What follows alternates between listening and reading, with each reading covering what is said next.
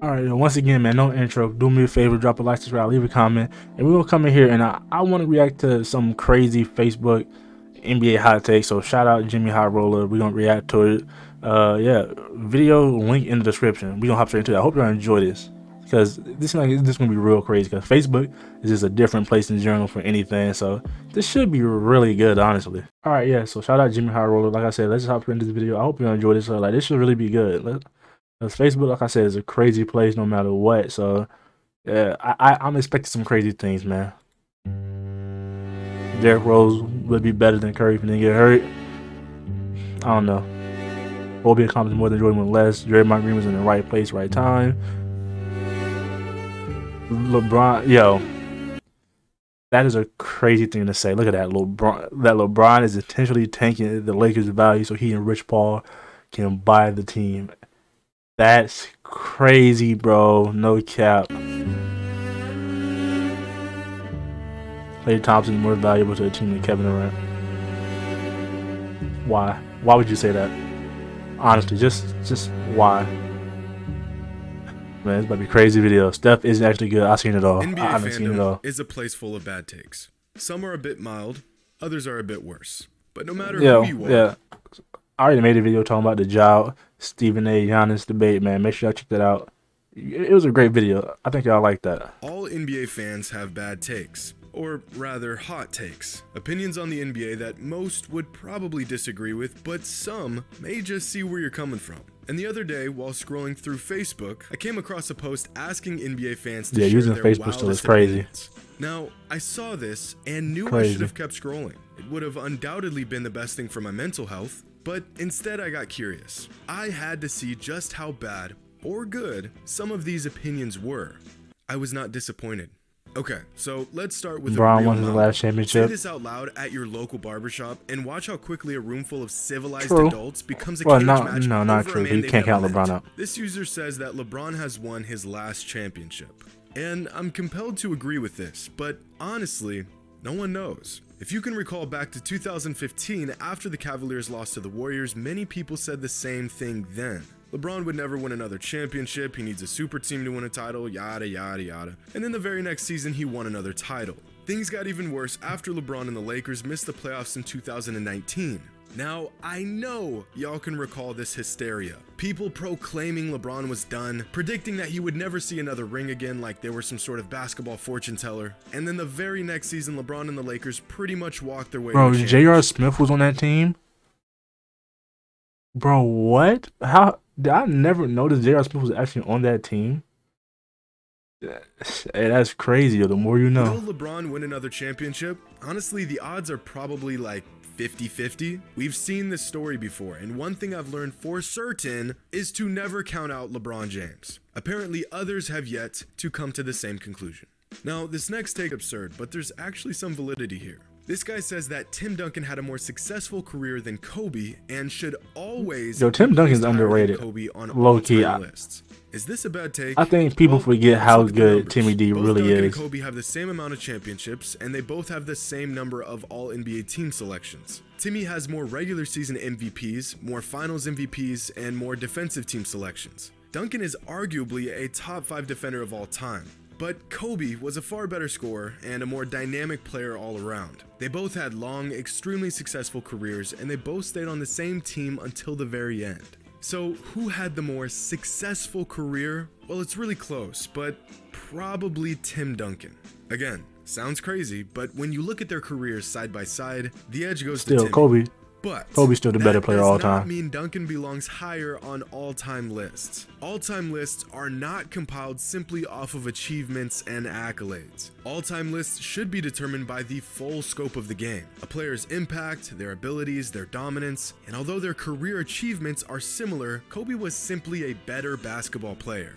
In fact, skill-wise, if we are talking outright basketball skill and ability, Kobe is arguably Nasty the most dog. capable and skillful basketball player ever. And that puts him ahead of Tim Duncan all time. First off, RP Kobe. Second off, I truly do think pound for pound, not even Kobe is literally the most skilled player we have ever seen play the game of basketball. The man could do it all. The man was on defense. He could play, man. He could shoot. He could score. He's literally probably the most skilled player we have ever seen in the game of basketball, man. We miss you, Kobe. At least in my opinion. Although, if you have Duncan ahead of Kobe, I could see an argument for it.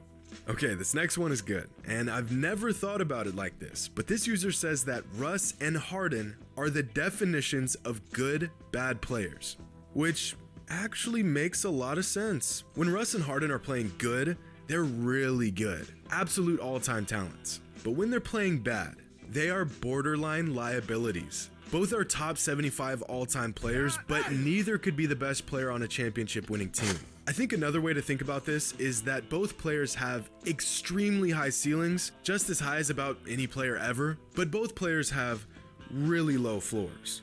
This is nice. Good take.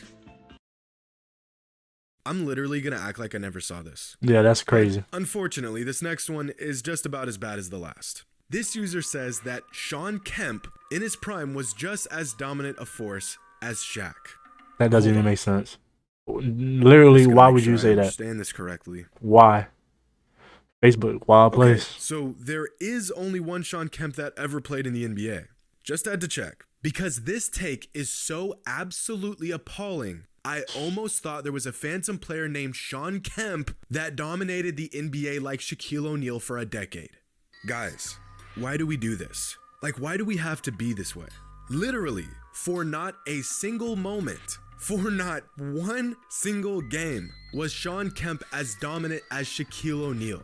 And I mean this in the most literal way possible. From the day Shaq entered the NBA till the day Shawn Kemp retired, there was not a singular moment that Kemp was as dominant as Shaq. Oh my God, what? Their careers overlapped for 11 seasons, and not once was Shawn Kemp as big of an impact as Shaq was. And before I have a stroke from reading one more bad take, isn't actually that good. He just perfected a skill the NBA had never seen before, and to sit here and say Steph isn't actually that good, yeah, they lucky he covered up their names, because these people would have been crucified, man.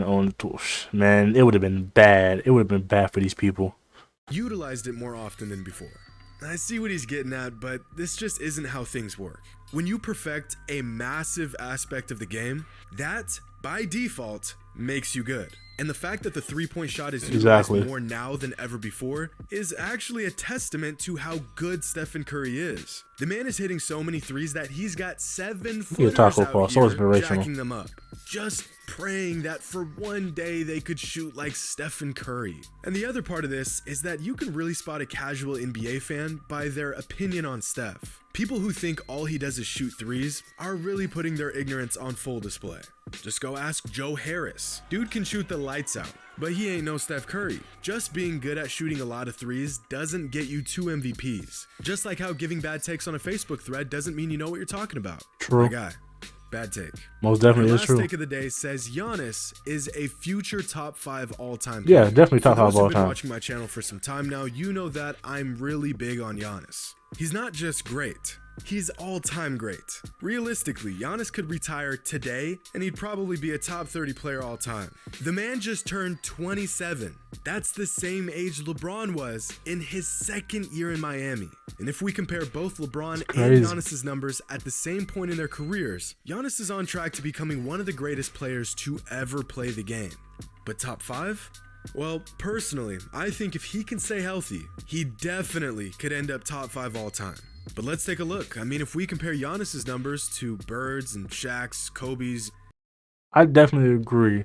The way Giannis is playing, the man is arguably by the end of his career is going to be a top 5 player. There's no ifs, ands, or buts about it. The man, hard to wear at the age of 27 is beyond. Like, just look at it: 1 championship, 2 MVPs, 1 Finals MVP, Defensive Player of the Year. Probably going to win another MVP or Defensive Player of the Year throughout his career. Going to be a multiple-time All-Star, so is a multiple All-Defensive team. So by the end of his career, I can definitely see Giannis being a top 5 player all time. I don't think we should even argue about that. This is not even a bad take. He's right on track.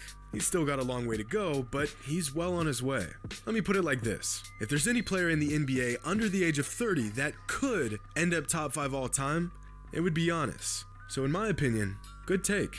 But now, I need to see some of the hot takes y'all have. So leave a comment. Yeah, a lot of crazy takes, man. A lot of crazy takes. Like I said, Facebook, different place, man. All right, man. There y'all have it. But I hope y'all enjoyed that video. Like I said, Facebook is a crazy place. So shout out Jimmy Hot Roller. It's super entertaining because like it's always like crazy hot takes out there. That's always how it's gonna be. People gonna say a lot of crazy things. But if y'all enjoyed that, don't forget to drop a like, subscribe, leave a comment. And what are some crazy hot takes that you've seen or that you heard? Because I know y'all got some. But yeah, I'm gonna catch y'all next video. We out of here. Peace.